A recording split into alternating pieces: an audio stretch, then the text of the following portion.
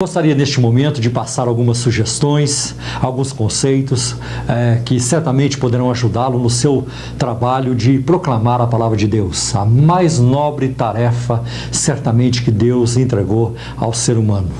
E eu creio que, em primeiro lugar, é muito importante para o pregador do Evangelho o seu contato constante com a palavra de Deus. Creio que a preparação para se pregar a palavra de Deus para o pregador, ela acontece no dia a dia. Todos os dias ele aprende uma coisa nova.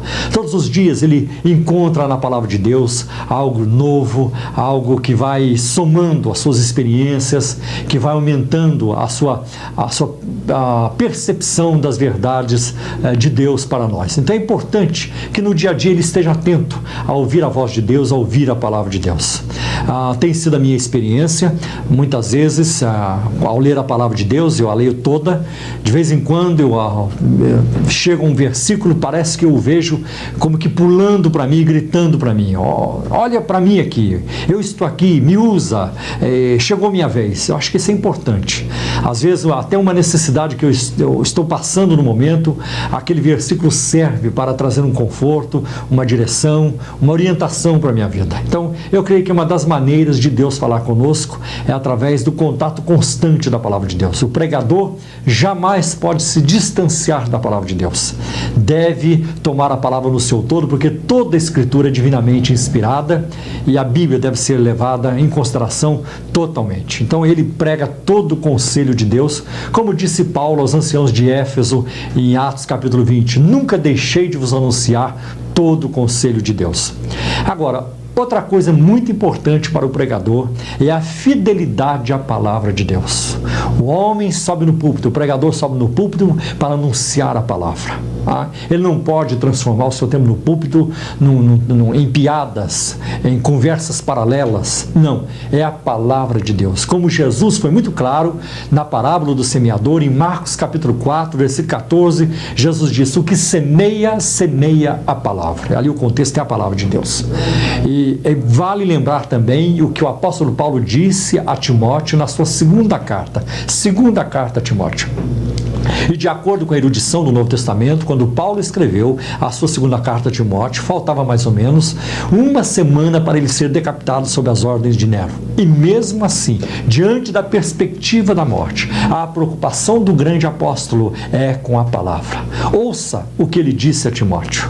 Conjuro-te, pois, diante de Deus e do Senhor Jesus Cristo, que há de julgar os vivos e os mortos, que pregues a palavra. Veja que Paulo não disse a Timóteo, Timóteo, pregue sonhos, pregue visões, pregue revelações, pregue experiências. Embora eu acredito que haja espaço para experiência na vida espiritual, mas a ênfase de Paulo não é aí.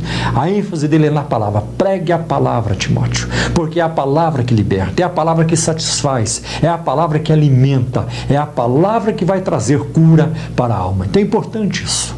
Nós vivemos numa época extremamente difícil e delicada para as coisas de Deus, para a vida espiritual. Lamentavelmente, novas correntes doutrinárias têm surgido que tendem muito mais a exaltar o homem, que tendem muito mais a reforçar as tendências negativas do ser humano do que corrigi-las e colocá-lo numa perspectiva correta diante de Deus. Então, o pregador tem que ser fiel à palavra de Deus. Isso é muito importante. Agora, eu acho que uma outra coisa importante para o pregador é que ele deve estar sempre em contato com o povo, com o público a quem ele ministra. Isso é importante. Nunca fugir das pessoas.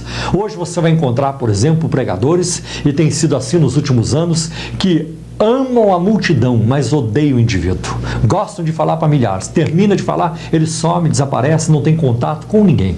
E o pregador precisa estar em contato com o povo, sentir a dor do povo, sentir onde estão os seus problemas, as suas adversidades, sentir a ansiedade de alguém, o sentimento de culpa, as tentações, os conflitos, problemas de relacionamentos, porque certamente isso vai ajudá-lo depois a decidir os temas a pregar e vai ministrar para necessidades específicas do seu público. Isso é muito importante.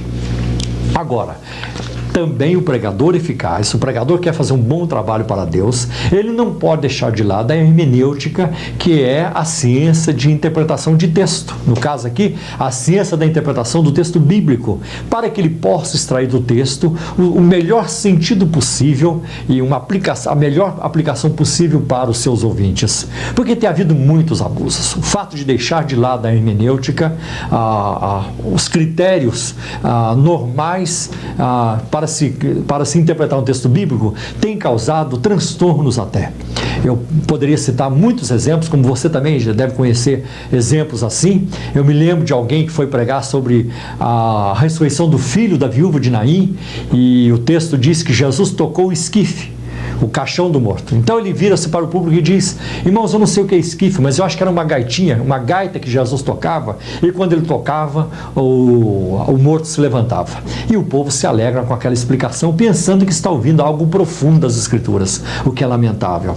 Lembro-me de um outro, por exemplo, que estava pregando sobre o rico e Lázaro, e quando o rico diz lá no Hades: pai Abraão, tenho ainda 5 irmãos, manda Lázaro avisá-los. E o pregador diz para o público: hoje à noite eu vou lhes dizer quem são os 5 irmãos do rico lá no Hades. Os 5 irmãos são os 5 continentes do mundo, e ele diz receber isso por revelação de Deus.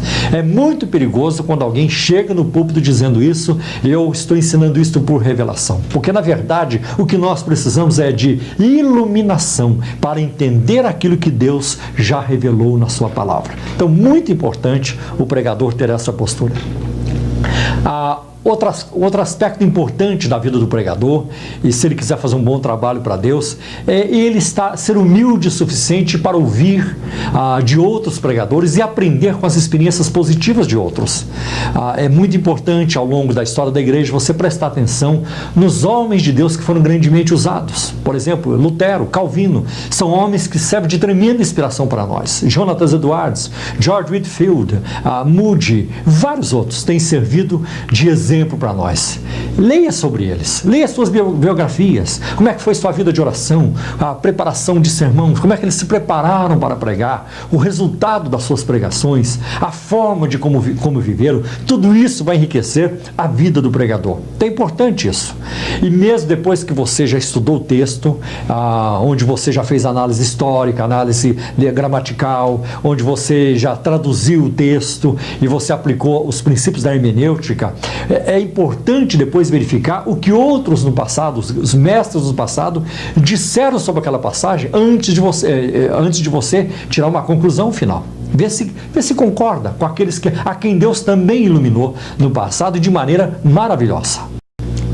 Agora, creio que talvez um dos pontos mais importantes na vida do pregador é a sua preparação espiritual. Ele está mexendo com verdades eternas. Ele está tratando do destino eterno das pessoas. E isso é uma imensa responsabilidade. Por isso, a vida do pregador deve ser marcada pela oração. Antes de falar de Deus aos homens, é preciso que ele fale dos homens a Deus. Então, orar. Orar bastante. Como disse Leonard Ravenhill, já falecido, um homem, foi uma grande autoridade no assunto sobre avivamentos. Ele chegou a dizer que o pregador que não ora 2 horas por dia terá o ministério da carne.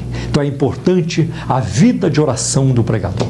Jamais subir no púlpito sem ter orado. Jamais subir no púlpito sem sentir a unção e o poder do Espírito Santo. Isso é muito importante.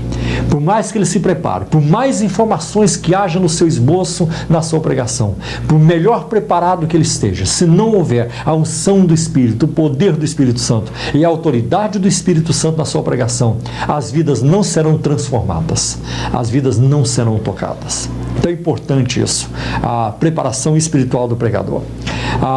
E essa pregação, ela trará resultados fecundos, resultados imensos, positivos para o Evangelho. Ela vai resultar, por exemplo, na conversão de almas, vai resultar na edificação da igreja, no crescimento espiritual daqueles a quem o pregador ministra, vai resultar até no impacto na sociedade, porque no momento que vidas começam a ser transformadas, essas vidas afetarão outras e a sociedade poderá ser transformada. Alguém até já disse: quando há pecado na terra, o púlpito é o culpado. Então nós precisamos levar a sério a tarefa da pregação do Evangelho. Que Deus te ajude a desenvolver um trabalho que glorifique o Senhor e que venha estender o seu reino na terra. E que Deus te abençoe grandemente, em nome de Jesus.